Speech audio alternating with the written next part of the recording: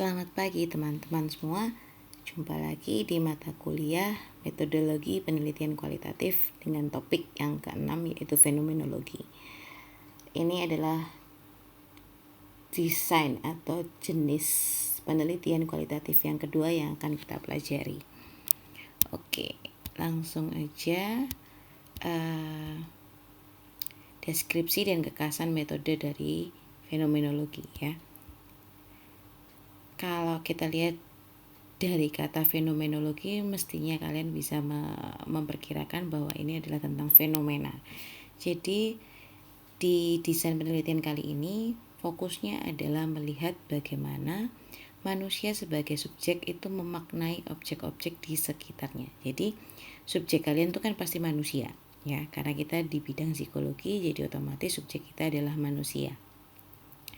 Nah, di desain fenomenologi ini kita melihat bagaimana subjek itu berinteraksi dengan objek-objek di sekitarnya. Objek-objek itu bisa berupa situasi, kondisi, ataupun tentang persepsi, ataupun tentang orang lain, ataupun tentang apapun saja yang ada di luar subjek.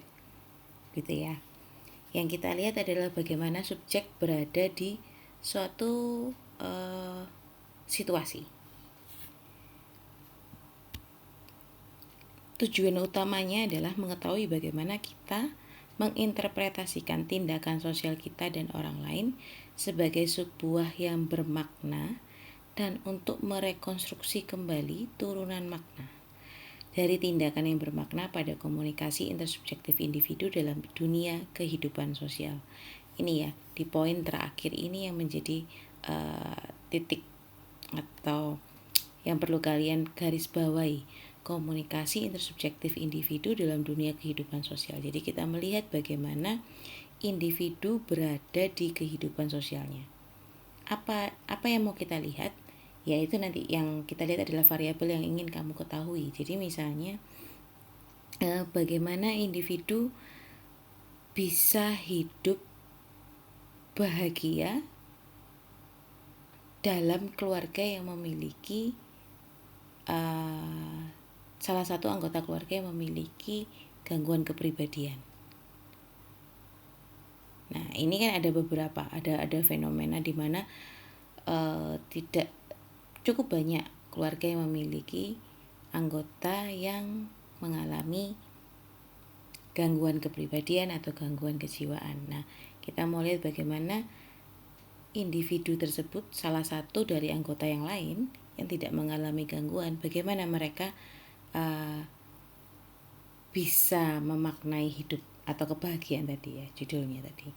Jadi kita melihat bagaimana individu tersebut dalam lingkungan sosialnya, dalam kehidupan sosial. Dari kata dasar fenomena menjadi fenomenologi karena yang kita lihat adalah fenomenanya ya. Oke, ini yang kedua ya yang kita bahas. Nah, strateginya penelitian ini di mana di dalamnya peneliti mengidentifikasi hakikat pengalaman manusia tentang suatu fenomena tertentu.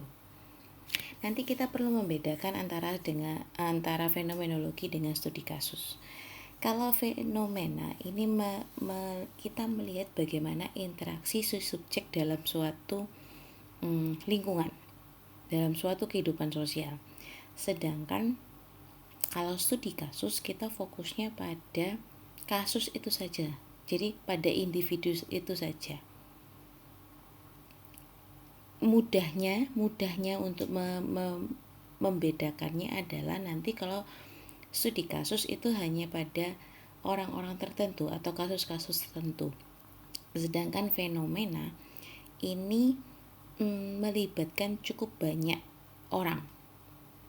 Kalau studi kasus hanya melibatkan beberapa orang, tapi kalau fenomena itu sudah seperti kehidupan, ada lingkungan tertentu yang mengalami hal tersebut. Nah, kita mau lihat manusia yang berada di lingkungan tersebut itu bagaimana pengalamannya. Nah, itu fenomena.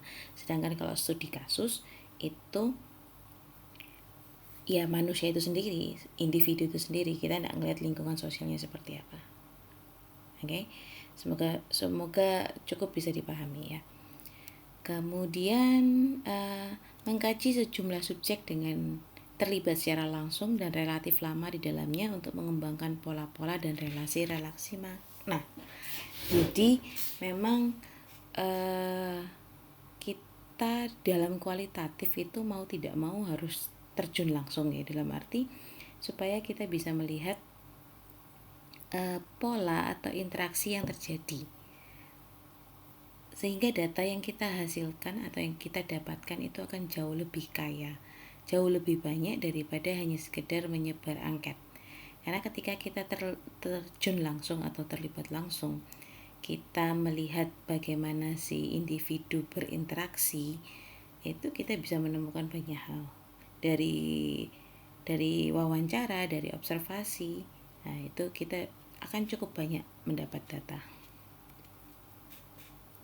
Nah, dalam penelitian fenomenologi melibatkan pengujian yang teliti dan seksama pada kesadaran pengalaman manusia.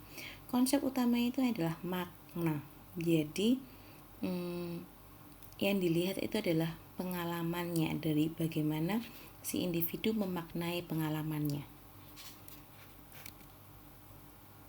Sasaran utamanya adalah makna berbagai pengalaman, peristiwa, status yang dimiliki oleh partisipan. Jadi misalnya studi fenomenologi, ada beberapa contoh yang nanti saya sebutkan di slide-slide terakhir. Itu dinamika kepribadian penghobi selfie. Nah, itu kan sebuah pengalaman. Nah, kita pengen lihat bagaimana dinamika kepribadian subjek tersebut. Atau studi fenomenologi di mana tingkat kebahagiaan atau dinamika kebahagiaan penjual sayur di pasar besar. Nah, itu kita mau lihat bagaimana dinamika kepribadiannya, karena berdasarkan fenomena banyak pedagang sayur di pasar itu usianya cukup matang, dalam arti bukan matang ya, dalam arti sudah lansia. Nah, itu adalah sebuah fenomena bahwa hampir di semua pasar selalu ada pedagang sayur atau pedagang apapun yang usianya lanjut. Nah, itu menjadi sebuah fenomena. Nah, kita ingin lihat bagaimana sih mereka memaknai kebahagiaannya. Oke. Juga berusaha mengeksplorasi pengalaman personal serta menekankan pada persepsi atau pendapat personal seorang individu tentang objek atau peristiwa. Oke, jadi memaknai kebahagiaannya seperti apa? Nah, fenomenologi ini juga mengadakan refleksi mengenai pengalaman langsung dan refleksi terhadap gejala. Melihat apa yang dialami oleh manusia dari sudut pandang orang pertama, yakni dari orang yang mengalaminya sendiri. Jadi ya kita langsung nanya kepada, tadi seperti contohnya adalah pada pedagang sayur tersebut. Tidak mungkin kita menanyakan itu pada pedagang sayur yang tadi bukan lanjut usia, ya, bukan yang lansia, tapi kita malah menanyakan kepada yang baru, pendatang baru misalnya, yang usianya masih muda. Nah, itu kita nggak bisa mendapatkan refleksi pengalaman langsungnya, karena itu bukan menjadi fenomena, ya. Fenomenanya kan adalah tadi bahwa di pasar itu sudah cukup banyak pedagang yang berusia lanjut. Nah, itu adalah sebuah fenomena. Nah, kita harus tanya ke siapa? Ya, kita tanya kepada orang yang lanjut usia, karena itu adalah orang yang mengalaminya. Oke.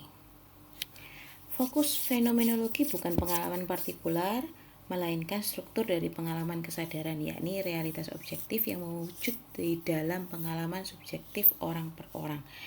Ya, kembali lagi ke kualitatif, kita nggak bisa menggeneralisasikan, tapi bukan berarti pasti berbeda, nggak. Tapi dalam setiap individu itu pasti ada pengalaman-pengalaman yang bisa kita temukan, yang bisa kita buat menjadi sebuah pola. Nah, itu sebenarnya tujuan dari fenomenologi juga. Karena kalau ngomongin fenomenologi, fenomena itu pasti tidak hanya satu orang yang mengalaminya dan cukup banyak orang yang mengalaminya. Nah, yang dilihat dari fenomenologi adalah kamu melihat tiap orang ini memaknai pengalamannya seperti apa. Ya. Oke, keterbatasan metode, kekurangannya ini lebih pada karena kesadaran manusia ya, ketika kamu ditanya tentang pengalaman dan sebagainya, itu ada keterbatasan. Kadang kamu sebagai orang yang ditanyai, sebagai yang diwawancara, kamu kadang-kadang melakukan bias atau kamu tidak mengungkapkan itu sepenuhnya, karena yang dilihat adalah daerah yang pengalaman sadar. Kadang-kadang kita ada pengalaman-pengalaman yang kita tidak sadari, yang kita tidak refleksikan, sehingga kita tidak bisa ungkapkan ketika diwawancara. Nah, itu adalah kekurangannya. Kemudian kelebihannya jelas cukup objektif, kemudian cukup bisa memahami objek secara utuh ya, dan melihat dari sudut pandang orang yang berbeda-beda. Oke. Nah, langkah-langkahnya hampir kurang lebih sama. Jadi, yang pasti kita mempertanyakan makna suatu atau tindakan bagi seseorang. Misalnya kita ngomongin tadi G ya. Kita ngomongin tentang G, bagaimana kehidupan G bagi seseorang.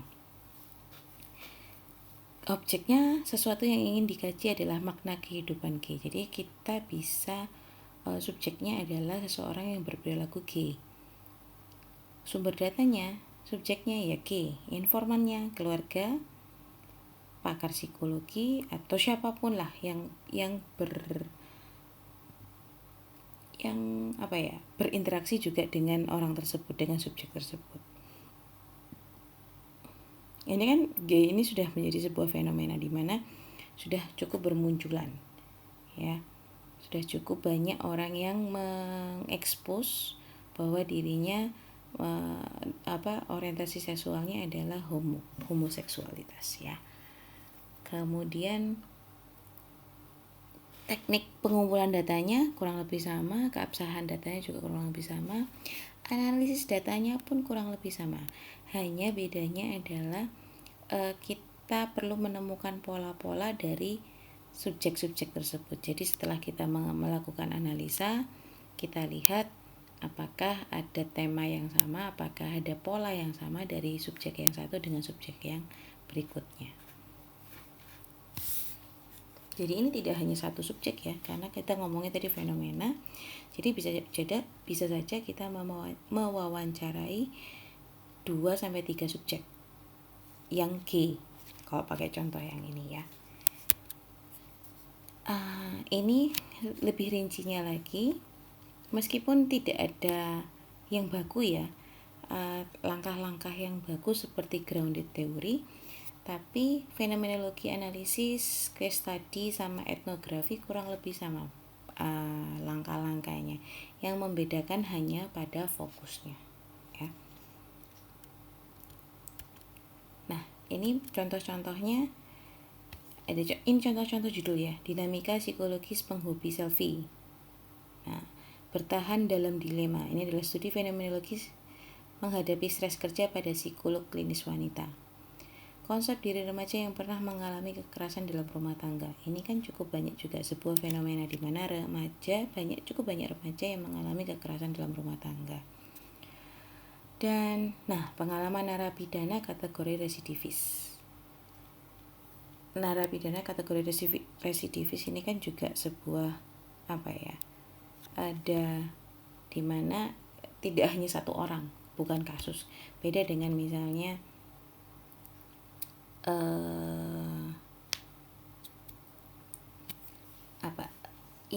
kehidupan melajang, tingkat kebahagiaan kehidupan melajang. Ini juga bisa diarahkan ke fenomenologis atau ke studi kasus. Misalnya para biarawan, dinamika kepribadian atau dinamika kebahagiaan biarawan biarawati itu menjadi studi fenomenologis bisa ya, karena kamu melihat tidak hanya di daerah ini saja, bahwa di hampir di setiap daerah atau di setiap negara pasti ada biarawan biarawati. Kamu ingin melihat fenomenanya seperti apa. Nah, namun kalau studi kasus akan jauh lebih spesifik. Kita akan bahas studi kasus setelah UAS. Nah, ini contohnya dilakukan studi fenomenologis terhadap ibu-ibu di Thailand mengenai pengalaman merawat anak dengan skizofrenia. Wawancara mendalam dilakukan dengan 12 ibu yang memiliki anak skizofrenia. Temuan berpusat pada upaya para ibu menenangkan hati mereka dengan banyak air. Dalam budaya Thailand, metafora air dan api yang digunakan untuk membantu rakyat tenang ketika mengalami emosi negatif seperti marah atau frustasi. Nah, ini adalah fenomenanya. Ketika bagaimana ibu yang memiliki anak yang memiliki gangguan kejiwaan melakukan terapi, melakukan penanganan dengan metode tertentu. Nah, itu adalah fenomena. Oke. Sederhana topik kali ini, cuma perlu dipahami lebih detail dengan melihat berbagai macam contoh-contoh penelitian fenomenologi. Oleh karena itu, kalian ada tugas untuk mereview jurnal kembali, tapi jurnal kali ini yang harus kalian cari adalah jurnal fenomenologi.